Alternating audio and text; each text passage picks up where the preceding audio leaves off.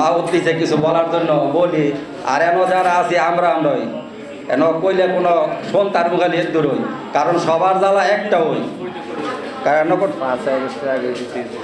এখানে অন্য কোনো জ্বালা নাই।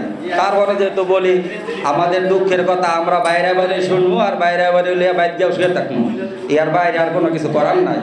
যদি করতো তাহলে আমার মনে হয় সারা পৃথিবীতে এমন কোনো ইতিহাস নাই যে আমাদের মতো এত দীর্ঘ সময় নিয়ে এত শান্তিপ্রিয় আন্দোলন সারা পৃথিবীতে আমার মনে দ্বিতীয়টা নাই। তাহলে আমাদের অপরাধটা কোন জায়গা? আমরা কি অপরাধের জন্য এভাবে আমরা বারবার আন্দোলন করে এত কষ্টে উপার্জিত টাকা দিয়ে ঢাকা এসে আমরা আন্দোলন করব কেন? সরকার কি আমাদের সম্বন্ধে জানে না যে যেই বৈষম্যের জন্য আমাদের ভাই বোনেরা এতগুলো প্রাণ হারাইছে, সেই বড় বৈষম্য নিয়ে আমরা যাদের কাছ থেকে তারা শিক্ষা নিয়ে বৈষম্যের জন্য আন্দোলন করে মারা গেছে, তার যে বড় বৈষম্য নিয়ে আমরা বসে আছি, কেন আমরা এই বৈষম্যের মধ্যে শিখা? তাহলে আমাদের কি প্রাণ দিতে হবে? কারণ আমরা তো ওইগুলো শিখি নাই, কারণ আমরা শান্তিপ্রিয় মানুষ, শান্তিপ্রিয়ভাবে আন্দোলন করতে জানি। আপনারা জানেন কতদিন আগে বাংলাদেশে আলুর দাম হয়েছিল 120 টাকা কেজি। আমাদের মতো মানুষেরা যে টাকা বেতন পায় তা দিয়ে 1 কেজি আলু কেনার ক্ষমতা আমাদের ছিল না। তাহলে এগুলা কি সরকার জানে না? অবশ্যই জানে। তাই আমি যেহেতু আমাদের দাবি দাবা ন্যায্য দাবি, কারণ আমরা যারা প্রতিষ্ঠানে চাকরি করি 20 বছর 25 বছর যাবত, আমাদের কোনো অভিজ্ঞতার অভাব নাই।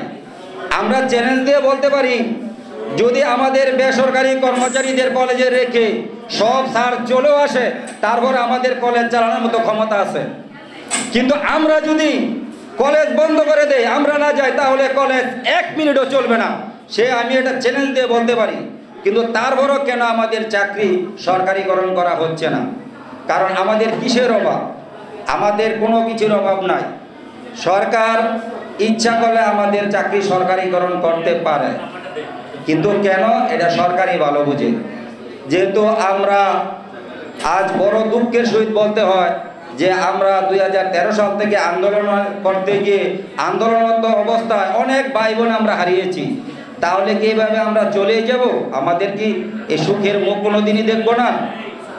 যদি আমরা কোনোদিন সুখের মুখ না দেখি, তাহলে যেহেতু এখন বর্তমান নিরপেক্ষ সরকার আছে, তিনি আমাদের বলে দেন যে তোমাদের চাকরি কোনোদিনই সরকারি হবে না, তাহলে আমরা দ্বিতীয়বার আর কোনোদিন আন্দোলনে আসব না।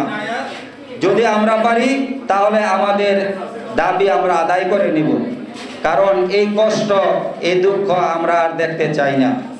কারণ আমরা একই ছাদের নিচে বসে চাকরি করে একই সময় শ্রম দিয়ে, তাদের কাছ থেকে বেশি শ্রম দিয়ে, যে জায়গায় একটি কলেজে 40-50 জন কর্মচারী থাকার কথা, সেই জায়গায় সরকারি কর্মচারী আছে 3 জন 4 জন।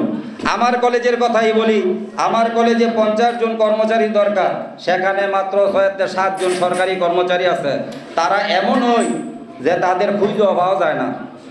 কলেজের যত কাজকর্ম আছে, পরীক্ষার খাতা, কলেজের পরিষ্কার পরিচ্ছন্নতা সব আমরা নিজেরাই করি। তারা কোন দিক দিয়ে আসে কোন দিক দিয়ে যায় একমাত্র আল্লাহই জানে। হ্যাঁ, তাহলে আমাদের অপরাধটা কি? তাই আমি সরকারি কলেজে বেসরকারি কর্মচারীদের ভাই বোনদের পক্ষ থেকে সরকারকে জানাতে চাই যে অনতিবিলম্বে আমাদের চাকরি সরকারি করে নিন, এবং আপনি যে নতুন নিয়োগের চিন্তা ভাবনা করছেন সেই নতুন নিয়োগ বন্ধ করুন। যদি নতুন নিয়োগ বন্ধ না করে নতুন নিয়োগ দেওয়া হয়, তাহলে আমরা হয়তো আমাদের ভাই বোনের মতো বৈষম্যের শিকারে যে ভাই বোনরা মৃত্যুবরণ করছে, আমরা সেই রাস্তায় যেতে বাধ্য হব। তাই আমরা চাই না, যে আমরা চাই শান্তিপ্রিয় আন্দোলন, শান্তিপ্রিয়ভাবে দাবি আদায় করতে, যে শান্তিপ্রিয়ভাবে যে দাবি আদায় করা যায় সেই ইতিহাসটা চাইছিলাম আমরা গড়তে। যেহেতু আজকে আমরা অনেক দিন পরে ঢাকা জাতীয় প্রেস ক্লাবে সংবাদ সম্মেলন করতে পেরেছি, তাদের মাধ্যমে আমাদের সুখ দুঃখের কথা আমরা তুলে ধরব। দেখা যাক আমাদের কতটুকু সুফল আসে। যদি কোনো সুফল নাই আসে, তাহলে হয় মরবো, নাহলে চাকরি ছাড়বো, দুটার একটা করবো আর কি। হ্যাঁ, যেহেতু এটা পরবর্তীতে আমাদের কেন্দ্রীয় নেতাকর্মী আছে, তারা আমাদের যেভাবে দিক নির্দেশনা দিব আমরা সেভাবেই করব। কারণ আমরা আর চাই না যে আমাদের চোখের সামনে আমাদের বৃদ্ধ বাবা মা টাকার অভাবে, চিকিৎসার অভাবে মৃত্যুবরণ করুক, এই দুঃখ আর আমরা দেখতে চাই না। সবচেয়ে বড় কষ্টের কথা হলো যে আমরা শিক্ষা প্রতিষ্ঠানে চাকরি করে অন্যের ছেলে মেয়েদেরকে শিক্ষার আলো দিয়ে আমাদের নিজের ছেলে মেয়েদেরকে আমরা শিক্ষার আলো থেকে বঞ্চিত করছি। কিন্তু কেন? এই অপরাধটা কি? আমরা শিক্ষা প্রতিষ্ঠানে চাকরি করে আমাদের ছেলে মেয়েদেরকে আমরা শিক্ষার আলো দিতে পারছি না কেন? কারণ আমাদের কলেজ থেকে যে পরিমাণ টাকা দেওয়া হয় তা দিয়ে রাস্তাই শেষ। কারণ আমি যে জায়গায় চাকরি করি ওই জায়গায় প্রতি মাসে আমার 2000 টাকা গাড়ি ভাড়া। হ্যাঁ, তাহলে আমার যদি 8000 টাকা দেয় তাহলে থাকে কয় হাজার টাকা? তো 6000 টাকা দা। কপাল বালা, আঙ্গো বউগুলো খুব বালা, ফুল পলিশ মেকআপ চিনে না। যদি চিনতো তো মাগার কই যে নীল হইলে আঙ্গরে আল্লাহ জানে। হ্যাঁ, তাই আল্লাহর এই লীলা খেলা আর কি, আল্লাহ আঙ্গুর মধ্যে এই কথা আঙ্গুর বউগুলো খুব বালা।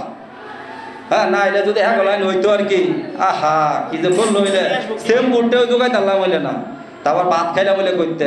যাক, এগুলা সব আল্লাহর বড় মেহেরবান।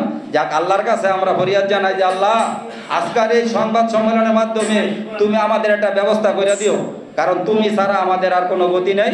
যেহেতু দুঃখের কথা যদি আমি আবার কইতে আমার শ্রদ্ধা ভানিয়ে বলবো, তো আবার আপনারা সইতে পারতেন না, সবার দরকার নাই। এর আগে আমি বক্তব্য শেষ করে দিলাম। আল্লাহ হাফেজ।